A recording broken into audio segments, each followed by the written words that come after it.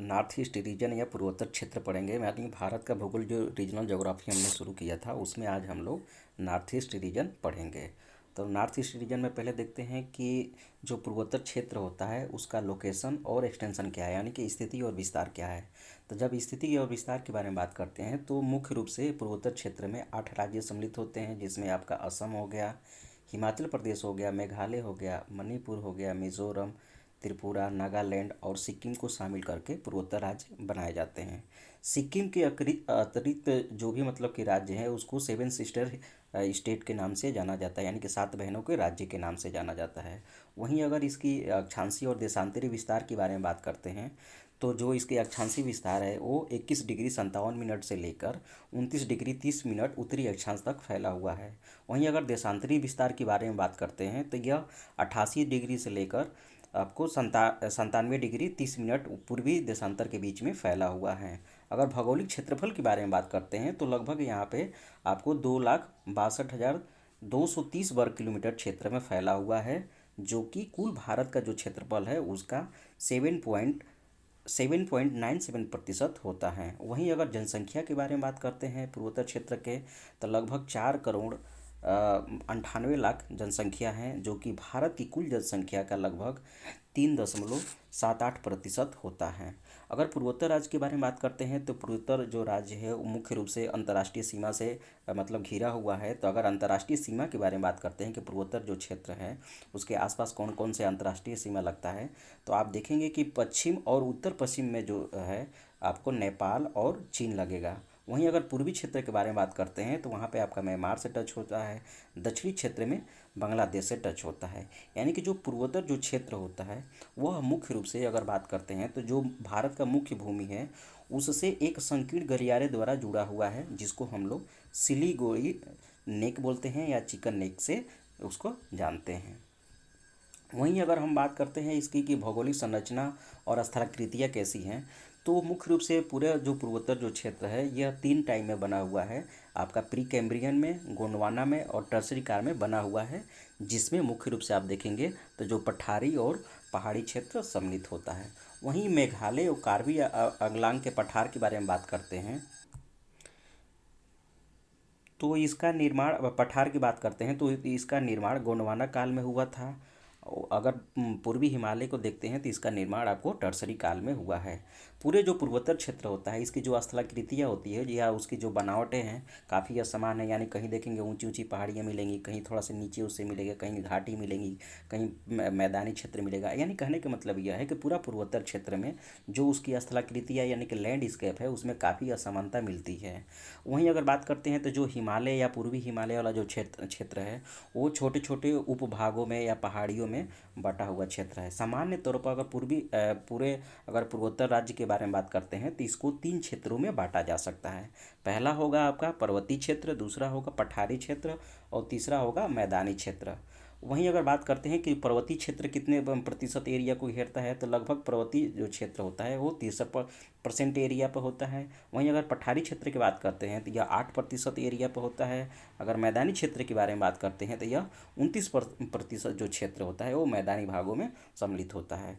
तो मुख्य रूप से इसको 3 भागों में बांटा जा सकता है। पहला जो भाग था इसका पर्वतीय या पहाड़ी क्षेत्र। अब पर्वतीय और पहाड़ी क्षेत्र की बात करते हैं तो मुख्य रूप से इसको 2 भागों में बांटा जाता है। एक अरुणाचल प्रदेश हिमालय, यानी कि जिसको हम लोग पूर्वी हिमालय के नाम से जानते हैं, ये वाला जो क्षेत्र होता है जो सबसे हाईएस्ट मतलब पीक होता है या सबसे ज़्यादा माउंटेनियस होता है, जिसकी हाइट सबसे ज़्यादा होती है इस क्षेत्र में, तो इसको हम लोग बोलते हैं अरुणाचल हिमालय या पूर्वी हिमालय के नाम से जानते हैं। दूसरा जो होता है पटकोई या पूर्वांचल के पहाड़ियाँ बोलते हैं, यानी कि ये वाला जो क्षेत्र है हमारा, ये तो हमारा पूर्वी हिमालय हो गया, और ये वाला जो क्षेत्र होता है इसको हम लोग बोलते हैं पटकोई या पूर्वांचल के हिमालय के नाम से जानते हैं। वहीं अगर पठारी क्षेत्र के बारे में बात करते हैं तो पठारी जो क्षेत्र होता है उसको मुख्य रूप से 2 भागों में बांटा जाता है। एक होता है आपका मेघालय का पठार, यानी कि ये वाला जो क्षेत्र होता है इसको मेघालय का पठार के नाम से जानते हैं। उसके बाद से जो दूसरा होता है कार्बी अवलांग, यानी कि जो ये आपको असम वाले जो क्षेत्र में एक ऊंचा मतलब कि सपाट क्षेत्र मिलता है, इसको हम लोग कार्बी अवलांग के नाम से जानते हैं। तो यानी कि दो यहाँ पे पठारी क्षेत्र मिलता है। वहीं अगर बात करते हैं मैदानी क्षेत्र में, तो मैदानी क्षेत्र की जब बात करते हैं तो इसमें मिलता है आपका ब्रह्मपुत्रा का मैदान, यानी कि यह जो संपूर्ण रूप से जो ब्रह्मपुत्रा नदी जहाँ से प्रवाहित होती है उसके द्वारा जो निर्माण किया जाता है घाटियों का, वही मैदानी समतली क्षेत्र होता है। तो इसी को हम लोग ब्रह्मपुत्रा के मैदान के नाम से जानते हैं। उसके बाद से जो दूसरा होता है ब्राक का मैदान। जब ब्राक के मैदान के बारे में बात करते हैं तो ये देखिए यहाँ पे ब्राक वैली है, और उसी वाले क्षेत्र में जो मैदानी क्षेत्र होता है उसको बराक के मैदान के नाम से जानते हैं। तीसरा है इसमें मणिपुर, यानी कि मणिपुर वाला जो क्षेत्र में फैला हुआ जो समतली क्षेत्र है उसको मणिपुर का मैदान बोलते हैं। और त्रिपुरा वाला जो क्षेत्र में जो बांग्लादेश से लगा हुआ क्षेत्र है, वहाँ पे जो मैदानी क्षेत्र पाया जाता है उसको हम लोग त्रिपुरा मैदान के नाम से जानते हैं। उसके बाद से अगर बात करते हैं यहाँ के कि मतलब पूर्वोत्तर क्षेत्र में रिवर सिस्टम के क्या है, तो मुख्य रूप से यहाँ पे देखेंगे कि जो ब्रह्मपुत्रा रिवर सिस्टम है उसी को पढ़ा जाता है, क्योंकि जो भी नदियाँ होती हैं छोटी छोटी जो इसकी सहायक नदियाँ हैं वो कहीं ना कहीं आकर ब्रह्मपुत्रा नदी में मिल जाती है। यानी कहने का मतलब ये है कि पूर्वोत्तर क्षेत्र में अगर कोई एक मेन नदी है तो वो है ब्रह्मपुत्रा। तो यानी कि ब्रह्मपुत्रा रिवर सिस्टम के पढ़ेंगे और फिर उसमें देखेंगे कि उसको दाएँ और बाएँ तरफ से कौन कौन सी ऐसे सहायक नदियाँ हैं जो उसमें आकर मिल जाती है या उससे जुड़ती है। तो जब ब्रह्मपुत्रा रिवर के बारे में बात करते हैं तो यह मुख्य रूप से आपको दक्षिण तिब्बत से निकलती है, जिसको वहाँ पे यारलुंग सांगपो के नाम से जाना जाता है इसको तिब्बत में। फिर उसके बाद से क्या होता है कि यह नदियाँ हिमालय के घाटी के होते हुए जब इंडिया या अरुणाचल प्रदेश में जब ये प्रवेश करती है तो उसको हम लोग दिहांग के नाम से जानते हैं।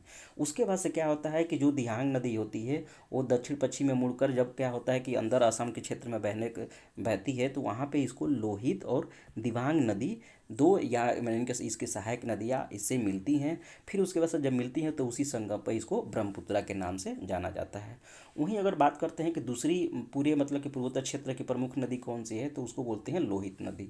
अब लोहित नदी के बारे में बात करते हैं तो जो लोहित नदी है यह पूर्वी तिब्बत से निकलते हुए मिस्वी के पहाड़ी से होते हुए बहती है, फिर उसके बाद से आकर ब्रह्मपुत्रा नदी में मिल जाती है।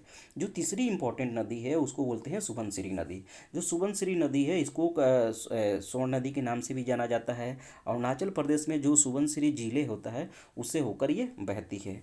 वहीं जो मेरी चौथी नदी है इसको बोलते हैं तीस्ता नदी। तीस्ता नदी मुख्य रूप से आप देखेंगे तो ये हिमालयन नदी है, यानी कि जो उत्तरी सिक्किम वाला जो क्षेत्र होता है वहाँ से निकलकर प्रवाहित होती है। उसके बाद से क्या होता है ये ब्रह्मपुत्रा में आकर मिल जाती है। यानी कि मुख्य रूप से अगर बात करते हैं तो यहाँ पे जो ब्रह्मपुत्रा रिवर सिस्टम है यही यहाँ के मुख्य नदियाँ हैं। वहीं अगर बात करते हैं कि ब्रह्मपुत्रा में जो दाएं तरफ की नदियाँ कौन कौन सी है, तो नदियाँ तो कई है लेकिन प्रमुख रूप से अगर बात करते हैं तो इसमें आपकी एक धनुषरी नदी हो गई, उसके बाद से आपकी एक लोहित नदी हो गई, यानी कि ये लोहित नदी हो गई, फिर ये इसके बाद से ये धनुषरी नदी हो गई, फिर एक दिबांग नदी हो गई जो इसको बाएं की तरफ से ज्वाइन करती है। ये वाला जो मुख्य जो काला वाला दिख रहा है ये हमारा क्या है, ये मुख्य रूप से मेरा ये ब्रह्मपुत्रा नदी है। ये इसको दिबांग और यहाँ से क्या बोलते हैं, यहाँ से इसको लोहित नदी ज्वाइन करती है। उसके बाद से जब इधर से जाएंगे तो सुबनसिरी नदी ज्वाइन करती है, फिर यहाँ से मानस करती है, फिर यहाँ से आपका ये तीस्ता नदी करते हुए फिर आगे बढ़ती है। वहीं अगर बात करते हैं दक्षिणी क्षेत्र में तो इसमें भी मुख्य रूप से आप देख लीजिए तीस्ता नदी और सुबनसिरी को पढ़ते हैं इसमें से। अब इस क्षेत्र की क्लाइमेट यानी कि पूर्वोत्तर क्षेत्र की क्लाइमेट के बारे में अगर बात करते हैं कि जलवायु वहाँ पे कैसी है, तो मुख्य रूप से देखेंगे तो यहाँ पे अर्ध उष्णकटिबंधीय पाई जाती है, जो गर्म ग्रीष्म काल में क्या होती है, गर्म होती है और उमस भरा होता है। वहीं अगर मानसूनी मौसम के बारे में बात करते हैं तो इस समय क्या होता है, अत्यधिक वर्षा होता है। ठंडी मतलब कि शीतकाल वाला क्षेत्रों में क्या होती है, अधिक अधिक यहाँ पे ठंडी पड़ती है।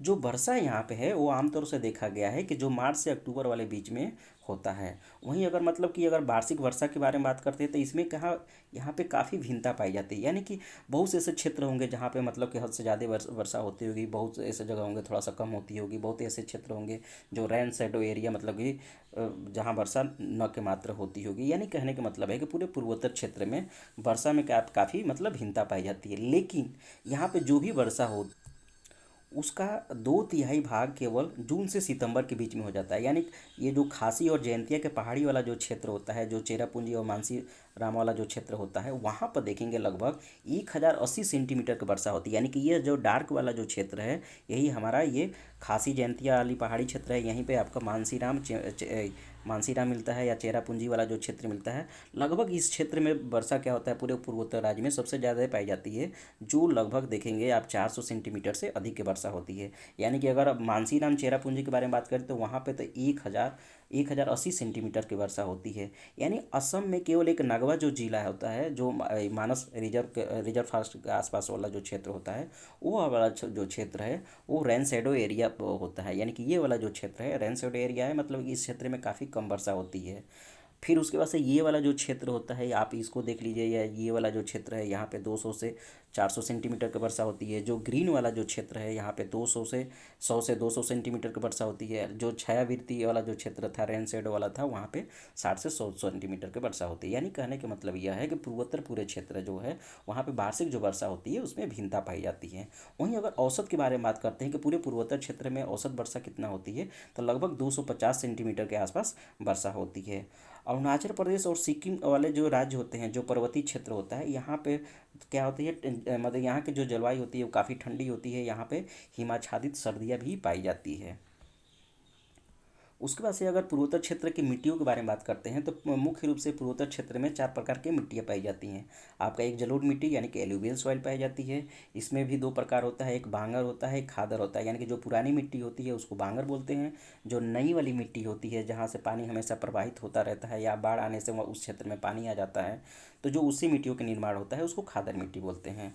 वहीं अगर दूसरी मिट्टी के बारे में बात करते हैं तो उसको रेड सॉइल यानी कि लाल मिट्टी को बोलते हैं। फिर से जो तीसरी यहाँ के मुख्य जो सॉइल है उसको लेटराइटिक सॉइल बोलते हैं। जो चौथी यहाँ का सॉइल है उसको हिली सॉइल यानी कि पहाड़ी मिट्टी के नाम से जानते हैं। यानी कि ये वाला जो येलो वाला जो पूरा क्षेत्र है ये आपका क्या है, एलुवियल सॉइल है यानी कि जलोढ़ मिट्टी है। जो ये पतली सी लाइन ऐसी दिख रही है ग्रीन वाला, ये आपका लेटराइटिक सॉइल है। जो पर्पल कलर में पूरा क्षेत्र दिख रहा है ये आपका रेड सॉइल है। और जो ये ऊपर वाला यानी कि ये जो पूर्वी हिमालय कह लीजिए या अरुणाचल हिमालय कह लीजिए, फिर उसके वजह से ये पूर्वांचल वाला जो क्षेत्र होता है, पहाड़ी जो क्षेत्र होता है, यहाँ पे आपको पहाड़ी सॉइल मतलब कि पहाड़ी की मिट्टी मिलती है। वहीं अगर इसके डिस्ट्रीब्यूशन के बारे में बात करते हैं कि मतलब सॉइल के वितरण क्या है, तो असम में देखेंगे जो कार्बी अवलांग वाला जो क्षेत्र होता है यहाँ पे आपको जलोढ़ मिट्टी पाई जाती है। वहीं अगर ये दिमसा हसाओ वाला जो क्षेत्र होता है वहाँ पे लाल मिट्टी पाई जाती है। अगर उनके पहाड़ियों पर जाते हैं तो वहाँ पे केवल आप देखेंगे लेटराइटिक सॉइल पाई जाती है। जो अरुणाचल प्रदेश है उसकी घाटियों में तो आपको एलुवियल सॉइल मतलब कि जलोढ़ मिट्टी पाई जाती है। जबकि वहाँ के पहाड़ी होती है उसके निचले जब क्षेत्र में जाते हैं तो वहाँ पे आपको लाल मिट्टी पाई जाती है। वहीं अगर मतलब कि माउंटेनियस रीजन पे यानी कि 4500 मीटर से ऊंचाई वाला जो क्षेत्र में जाते हैं तो वहाँ पे आपको हिली सॉइल मतलब पहाड़ी मिट्टी पाई जाती है। वहीं अगर मेघालय के बारे में बात करते हैं तो मेघालय में मतलब केवल जो ऊपरी मध्य वाला जो भाग होता है वहाँ पे आपको लेटराइटिक में सॉइल मिलेगी। उसके अलावा सभी जो क्षेत्र होता है, जो पहाड़ी क्षेत्र होता है, वहाँ पे आपको लाल मिट्टी पाई जाती है। अगर मिज़ोरम के बारे में बात करते हैं तो मुख्य रूप से देखेंगे यहाँ पे लाल मिट्टी की प्रधानता पाई जाती है। लेकिन जो ऊंची वाली उसकी चोटी होती है वहाँ पे आपको लेटराइटिक सॉइल यानी कि पतली एक ट्रिप मिलेगी जो जहाँ लेटराइटिक सॉइल पाया जाता है। वहीं अगर मणिपुर के बारे में बात करते हैं तो मणिपुर में जो मैदानी क्षेत्र होता है वहाँ पे तो आपको जलोढ़ मिट्टी पाई जाती है। लेकिन अगर पहाड़ी क्षेत्रों में जाएंगे तो वहाँ पे आपको लाल मिट्टी पाई जाती है जो रेतीली होती है। नागालैंड के बारे में बात करते हैं तो नागालैंड में भी लाल मिट्टी पाई जाती है। उसके बाद से अगर त्रिपुरा के अगर मैदानी क्षेत्रों में बात करते हैं तो जाहिर सी बात है कि मैदानी है तो वहाँ पे आपको जलोढ़ मिट्टी यानी कि एलुवियल सॉइल पाई जाएगी। अगर वो पहाड़ी क्षेत्र है तो वहाँ पे आपको लाल मिट्टी पाई जाती है। तो यह पूर्वोत्तर क्षेत्र में जो मिट्टी है उसका वितरण है। फिर उसके बाद से बात करते हैं कि पूर्वोत्तर क्षेत्र की प्राकृतिक वनस्पति यानी कि नेचुरल वेजिटेशन कैसा होता है। तो जब नेचुरल वेजिटेशन के बारे में बात करते हैं तो पूरे पूर्वोत्तर क्षेत्र में लगभग 17 मिलियन हेक्टेयर से अधिक जो भूमि होती है वो क्या है, मतलब वहाँ पे पेड़ पौधे वन पाए जाते हैं। यानी कहने का मतलब है कि जो पूर्वोत्तर क्षेत्र की कुल भूमि है उसका लगभग 65.45% जो एरिया है वो वनों द्वारा घिरा हुआ है।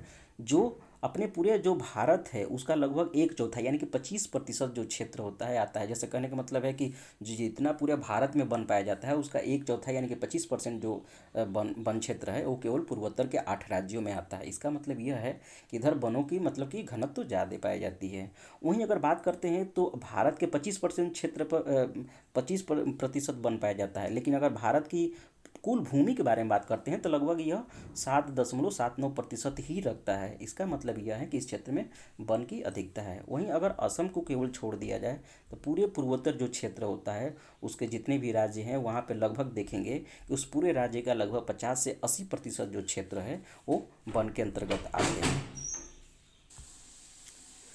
जो ब्रह्मपुत्रा घाटी के जो ऊपरी वाला क्षेत्र होता है जहाँ पे कम ऊंचाई होती है वहाँ पे देखेंगे तो उष्णकटिबंधीय सदाबहार वृक्ष पाए जाते हैं। वहीं अगर हिमालय में बात करते हैं तो वहाँ पे आपको देवदार के जंगल पाए जाते हैं, यानी कि जो अधिक ऊंचाई होती है वहाँ पे उसके साथ भी झाड़ियाँ भी पाई जाती है। असम घाटी में अगर देखते हैं तो वहाँ पे उष्णकटिबंधीय सदाबहार जंगल पाए जाते हैं। अगर मेघालय के उपोष्ण कटिबंधीय पहाड़ी क्षेत्रों में बात करते हैं तो वहाँ पे ओक प्रकार के जो वृक्ष होते हैं उसकी अधिकता पाई जाती है। वहीं अगर अधिक ऊंचाई पर जाते हैं तो वहाँ पर देखेंगे शंकुआधारी यानी कि कोनिफेरस फॉरेस्ट पाए जाते हैं।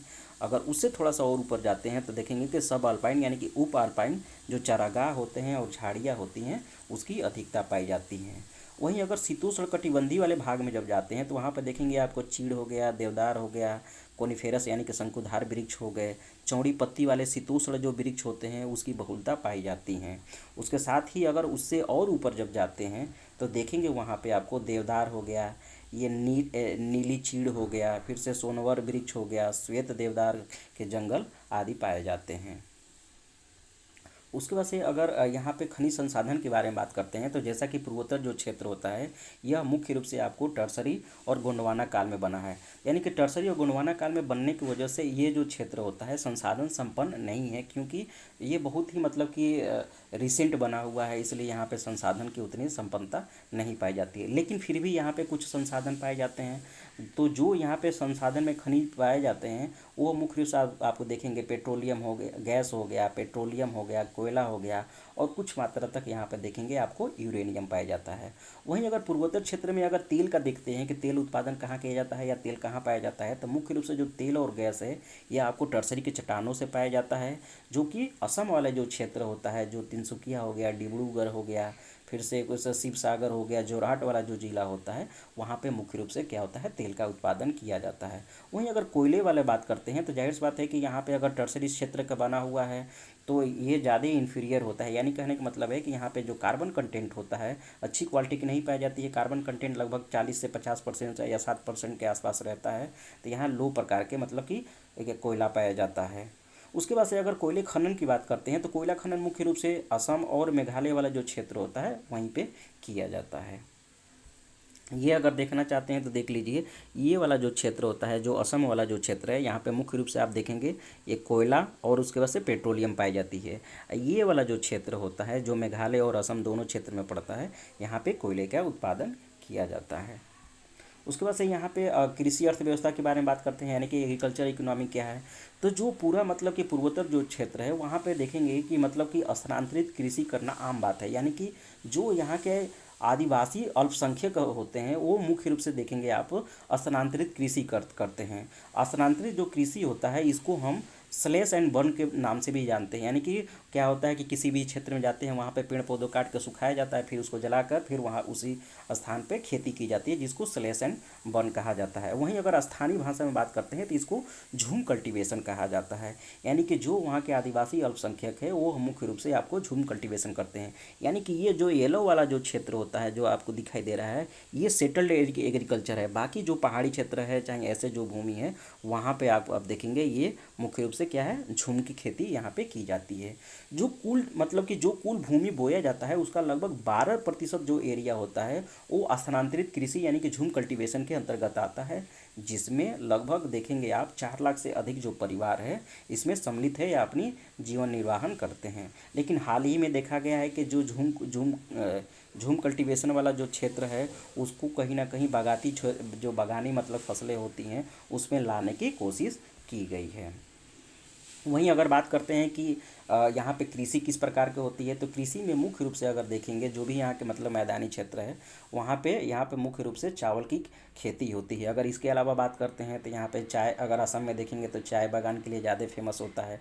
यानी कि जो इस ये पूरा क्षेत्र है उसका 16% से जो एरिया है उस पर इसकी खेती की जाती है। वहीं अगर बात करते हैं कि चाय के साथ साथ अगर बहुफसली जो क्षेत्र है उसको भी अगर शामिल कर लिया जाता है तभी भी ये 22% के आसपास ही होता है, उससे ज़्यादा नहीं होता है।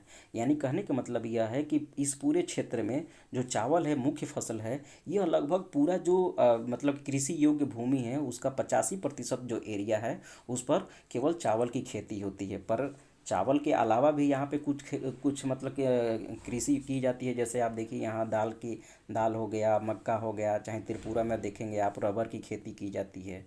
मुख्य रूप से अगर देखेंगे पूरे पूर्वोत्तर क्षेत्र में तो खेती तो थोड़ा बहुत की जाती है, लेकिन यहाँ पे सबसे बड़ी समस्या है कि जो यहाँ की कृषि है उसकी उत्पादकता बहुत कम होती है। अगर कभी मतलब कि मान लीजिए कोई फसल अच्छी हो जाती है तो आपको पता है कि यहाँ पे हमेशा बाढ़ आता है, तो बाढ़ की वजह से यहाँ पे क्या होता है, फसलों को भारी नुकसान होता है। वहीं अगर चाय की बात करते हैं तो चाय यहाँ पे मतलब कि अगर गेहूं के बारे में बात करते हैं कि ये धान के बाद अगर कोई यहाँ पे मुख्य रूप से जो फसल उगाई जाती है तो वो है चाय की खेती, यानी कि यहाँ पे चाय बागान होता है।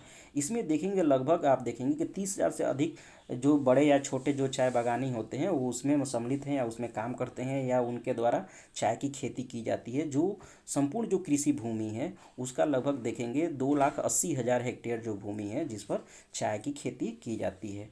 तो जो चाय के अंतर्गत मतलब कि पूरे पूर्वोत्तर क्षेत्र में जो भूमि आती है उसका 95% जो क्षेत्र होता है वो केवल असम में है।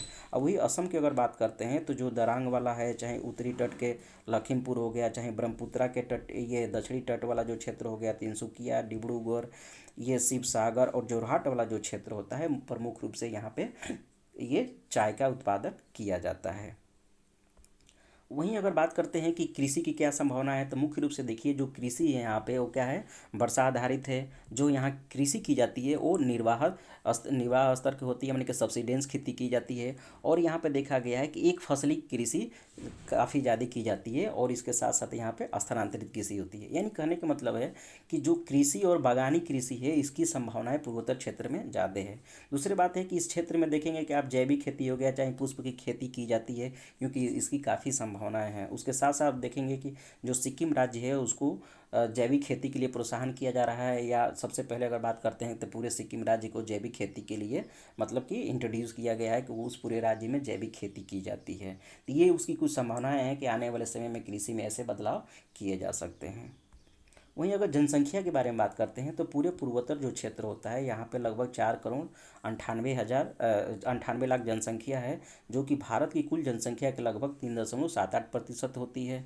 वहीं अगर औसत की बात करते हैं तो यानी कि पूरे 8 राज्यों की अगर औसत रूप से बात करते हैं तो यहाँ के जो जनघनत्व है लगभग देखेंगे आप 177 प्रति वर्ग किलोमीटर क्षेत्र में है। यानी कहने का मतलब है कि आप देखेंगे अरुणाचल प्रदेश में बहुत कम मिलेगा, यहाँ पे 17 लोग मिलेंगे। फिर उसको से देखेंगे आप क्या बोलते हैं असम में, तो वहाँ पे ज़्यादा मिलेंगे। यानी कहने का मतलब है कि अगर इसका एक औसत निकालते हैं तो लगभग देखेंगे कि प्रति वर्ग किलोमीटर क्षेत्र में 177 लोग रहते हैं। वहीं अगर बात करते हैं पुरुष और महिला अनुपात के बारे में बात करते हैं तो यहाँ पे लगभग आपको 962 माने प्रति 1,000 पुरुषों पर महिला मिलेगी यहाँ पे। वहीं अगर नगरीय और ग्रामीण जनसंख्या के बारे में बात करते हैं तो इस क्षेत्र में लगभग 29% जो लोग हैं वो शहरों में निवास करते हैं। वहीं ग्रामीण की बात करते हैं तो यहाँ पे 71% जो जनसंख्या होती है वो गाँव में निवास करती है। अगर मेजर सिटी के बारे में बात करते हैं तो प्रमुख रूप से देखेंगे कि जो आपको असम वाला जो क्षेत्र है वही ज़्यादा मतलब विकसित हुआ है, वहीं पर जनसंख्या ज़्यादा पाई जाती है। तो मुख्य रूप से देखेंगे आप तो जो गुवाहाटी हो गया, तेजपुर हो गया, डिब्रूगढ़ हो गया, जोरहाट हो गया, तिनसुकिया हो गया, शिलोंग, सिलचर, अगरतला, आइजोल और इम्फाल इत्यादि इस देश के मतलब इस पूर्वोत्तर क्षेत्र के मुख्य शहरें हैं। अब देखिए जितना बड़ा गोला है उतना बड़ा शहर होगा, यानी कि वहाँ पर उतनी ज़्यादा पॉपुलेशन होगा। तो आप देख लीजिए गुवाहाटी के सबसे बड़ा है, फिर उसके बाद से शिलोंग है, फिर आइजोल है, फिर इम्फाल है, फिर उसके बाद से ये तिनसुकिया है, ये जोरहाट वाला क्षेत्र है, फिर ये अगरतला वाला क्षेत्र है। यानी कि यह यहाँ के प्रमुख क्या बोलते हैं मेजर सिटी है। वहीं अगर उद्योग की बात करते हैं तो जाहिर सी बात है कि यहाँ पे अगर खनिज संसाधन संपन्न क्षेत्र नहीं है तो यहाँ पे उद्योग भी उतना फ्लोरिश नहीं है। दूसरी बात यह है कि इसकी भारत के भारत के मुख्य भूमि से इसकी मतलब कि कनेक्टिविटी भी उतनी सुगम नहीं है, इस वजह से यहाँ पे विकास नहीं हुआ है। यानी कि पूर्वोत्तर जो क्षेत्र है या राज्य है अभी भी मतलब पिछड़े क्षेत्र में आते हैं। क्यों? क्योंकि यहाँ पे कनेक्टिविटी नहीं है, फिर यहाँ संसाधन नहीं है, तो इस वजह से क्या होता है, यह अंडर डेवलप क्षेत्र है, यानी कि औद्योगिक विकास यहाँ पे ज़्यादा नहीं हुआ है। लेकिन फिर भी जो यहाँ पे उद्योग लगे हैं, मुख्य रूप से देखेंगे जो चाय आधारित है उसका उद्योग लगा होगा, जो कच्चे तेल मिलता है या प्राकृतिक गैस मिलता है उससे संबंधित यहाँ पे उद्योग लगे होंगे, रेशम मिलता है तो उससे है, बांस हो गया, हस्तशिल्प और लघु उद्योग यहाँ पे फ्लॉरिश हुआ है। इसके साथ साथ देखेंगे पूर्वोत्तर जो क्षेत्र होता है वो पूरे ग्रीनरी है, वहाँ पे पहाड़ी क्षेत्र मिलेगा, इसलिए वहाँ पे पर्यटन का भी विकास मिलता है। वहीं अगर हस्तशिल्प और लघु उद्योग के बारे में बात करते हैं तो इसमें महिलाओं की हिस्सेदारी पुरुषों की अपेक्षा ज़्यादा पाई जाती है। यह जो महिलाओं की भागीदारी है न सिर्फ पूर्वोत्तर राज्यों में ज़्यादा है बल्कि पूरे अगर भारत देश को देखा जाए तो उसमें भी मतलब कि जो फीमेल पार्टिसिपेशन है इकोनॉमी में सबसे ज़्यादा पाई जाती है।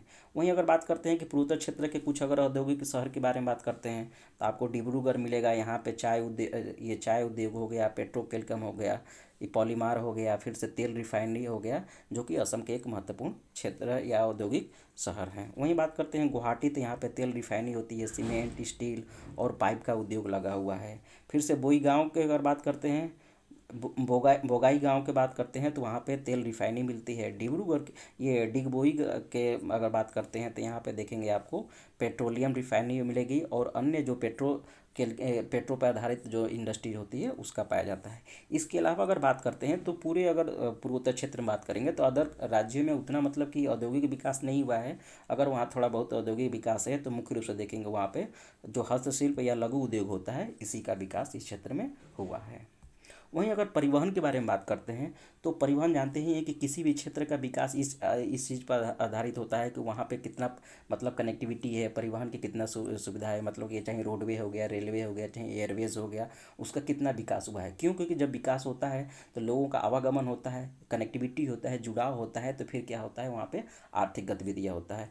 तो यानी कि देखा गया है कि जो पूर्वोत्तर जो क्षेत्र होता है वो अपने भौगोलिक अवस्थिति के कारण हमेशा से क्या होता है, एक बेहतर जो सड़क संरचना होती है उसके अभाव से ग्रसित रहा है, यानी कि इसका विकास नहीं हो पाया है। वहीं अगर बात करते हैं पूर्वोत्तर क्षेत्र के सड़कों के बारे में बात करते हैं तो इसकी टोटल लंबाई अब देखेंगे तो 82,000 किलोमीटर क्षेत्र में फैला हुआ है, जिसमें से जो 35,000 किलोमीटर क्षेत्र है वो केवल असम में है और 15,000 किलोमीटर जो क्षेत्र होता है वो अरुणाचल प्रदेश में पाया जाता है। यानी कि उस 82,000 किलोमीटर जो आठ राज्यों में फैला हुआ है उसमें से केवल 2 राज्य में ही 50,000 किलोमीटर है, बाकी के जितने 6 राज्य बचते हैं उसमें मात्र आपको 32,000 किलोमीटर का ही मतलब कि सड़कें पाई जाती है। यानी कहने का मतलब है कि यहाँ पे बहुत कम विकास हुआ है सड़क के लिहाज से देखें तो।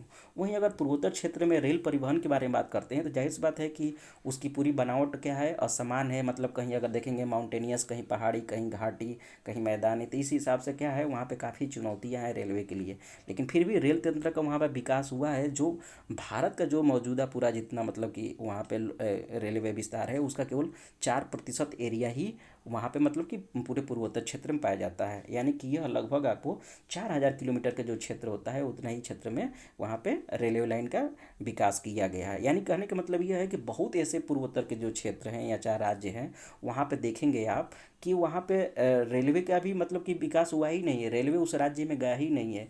कुछ अगर जो सीमित है, जैसे कि मान लीजिए मुख्य रूप से देखेंगे तो आपको ये असम वाले जो क्षेत्र है वहाँ पे प्रमुख रूप से इसका रेलवे का विकास किया गया, फिर थोड़ा बहुत आसपास के जो क्षेत्र है वहाँ पे विकास किया गया। यानी कहने का मतलब यह है कि यह क्षेत्र मतलब क्या है, शुरू से ही मतलब अविकसित, अंडर डेवलप रहा है, क्योंकि यहाँ पे कनेक्टिविटी अच्छी नहीं है, यहाँ पे संसाधन अच्छे नहीं मिलते हैं। फिर से जो भारत का मुख्य जो भूमि होती है उससे थोड़ा सा कटा हुआ महसूस करता है, इस वजह से यहाँ पे अंडर डेवलपमेंट रहता है। फिर ये ट्राइबल एरिया है तो इस वजह से मैंने काफ़ी यहाँ पे मतलब कि विसंगतियाँ होने की वजह से इसका विकास नहीं हो पाया, लेकिन यहाँ पे संभावनाएं हैं।